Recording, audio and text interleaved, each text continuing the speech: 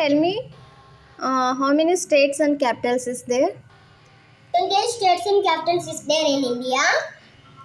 Okay, tell me. Andhra Pradesh, Amaravati, Assam, Assam, Dispur, Bihar, Patna, Chhattisgarh, Raipur, Goa, Panaji, Gujarat, Gandhinagar, Haryana, Chandigarh, Himachal Pradesh, Shimla, Jharkhand, Ranchi, Karnataka, Bangalore, Kerala, Thiruvananthapuram, Madhya Pradesh, Gopal, Maharashtra, Mumbai, Manipur, Impal, Meghalaya, Shillong, Mizoram, Aiswal, Nagaland, Kohima, Odisha, Bhubaneswar, Punjab, Chhattisgarh, Rajasthan, Jaipur, Sikkim, Gangtok, Tamil Nadu, Chennai, Telangana, Hyderabad, Tripura, Agartala, Uttar Pradesh, Lucknow, Uttarakhand, Dehradun, West Bengal. Kolkata.